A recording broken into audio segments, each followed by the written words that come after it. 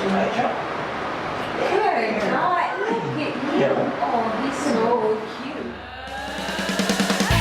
Hey everybody, and welcome to another episode of Animals Voice Podcast. I'm your host, Callie Milliman, and believe it or not, the holidays are upon us. It's all about I Adopt for the Holidays. It's our holiday campaign that runs from November 1st to December 31st, and today I am joined by our Senior Director of Shelter Health and Wellness here at the Ontario SPCA. Hello Dave, how are you? Hi Callie, so nice for you to have me for this. Looking forward to it. You know what, it's a great time of the year, and I think we're so excited to highlight animals during the holidays. And can you tell us a little bit, when people are thinking about adopting and bringing a new pet into their home, what are some ways that someone can consider integrating a new pet into their home?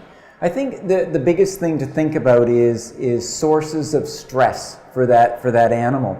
And I think just like bringing anything new into the home, there's going to be a lot of excitement. When there's kids, that usually means there's a lot of excess energy and a lot of excess noise that goes along with it. So try to think of that from the animal's perspective.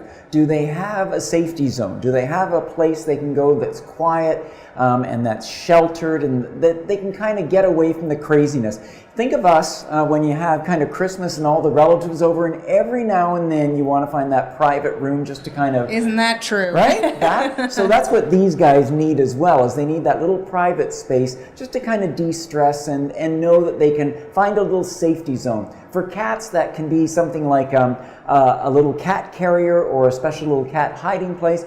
For the dog, maybe like a mud room, a laundry room, or a bathroom that the dog is allowed to have, and then put some of their favorite items in there, some treats or some toys, just to make it really comfortable for them. Wonderful. And in terms of bringing an animal home, especially around the holidays, what are some specific tips? You know, the holidays, as you mentioned, we talked about having friends and family over, so it's a little louder, but obviously we've got other things happening at the holidays, decorations, food. Any specific tips around that? Yeah, I guess the big thing is pet proofing for your animal's arrival around the holidays. And talk to folks who already have cats and dogs and some other small animals as well, that they're already used to doing this for around the holidays, around that typical Christmas season sort of thing. Yes. Because for your tree, if you're getting a cat, you want to make sure that tree is actually wired to the wall, right? You don't want to have any decorations really low. You want to avoid tinsel because it can be swallowed by cats and dogs, and it can cause a lot of digestive upset. And then you want to avoid certain foods. So you want to make sure there's no things like chocolate. You want to make sure there's a lot of live plants that the animal can't get at. And you want to make sure you're avoiding any possibility of taking in any alcohol or any chemicals. I like that tip about using your friends and family as resources. They are going to know if they've got pets and they've had them around the holidays, they're going to know those specific tips and tricks that they've had to do and implement around the holidays to keep their pets safe. So that's great. They've been there, done that. Yep. Yeah, exactly right. Yep. So what's the Ontario SPCA's stance in regards to giving pets as gifts? I mean, I think pets as gifts can work. I think the big thing where things sometimes don't go all that well is when it's done as a complete surprise for the person receiving the pet, because without having that conversation with them beforehand, that's what they would like, and what type of pet, what personality that they're looking for, what sort of lifestyle, you may end up not giving them something that they were truly looking for. Yes. And it might be, not the most happy event. Whereas if you talk to them beforehand, and part of the gift giving can be that you present or give them presents with all of those things that we need. So all those the cat house, the little cat toys, all those supplies you're going to need for the dog, the leashes, collars, harnesses, any food, bowls or things like that, a great dog bed.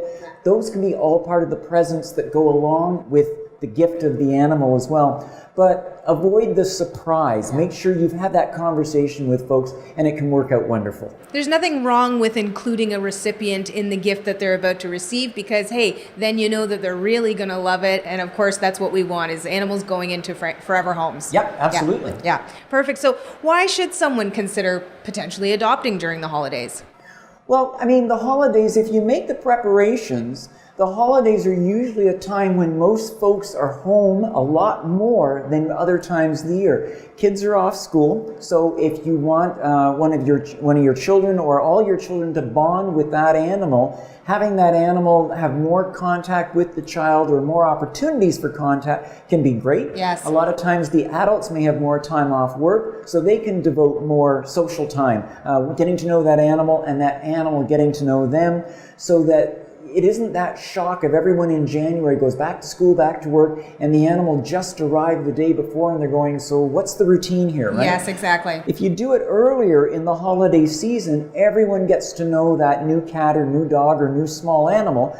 Everyone gets a chance to bond with them, and so that when that transition does happen in January, it's a lot easier on the animal. Yeah, great tips. Thank you so much, Dave, for joining us, and of course with our furry friends here who are available for adoption during I Adopt for the holidays. Absolutely. Thank you, Dave. Thanks, Callie. And again, guys, I Adopt for the Holidays runs November 1st to December 31st with the goal of helping all of our furry friends find loving, warm homes for the holidays. You have a chance to get involved. Visit iadopt.ca, and you also have a chance to win free pet food for a year from our friends at Royal Canin. We love Awesome. Royal Canin. Yep. And of course, if you adopt a cat during the campaign, you can also get a free box of Arm & Hammer Clump and Seal Slide cat litter. So tons going on here for the holiday season. Make sure to subscribe, check us out on iTunes, and continue tuning in to Animals Voice Podcast so you can share more stories. Thanks, guys.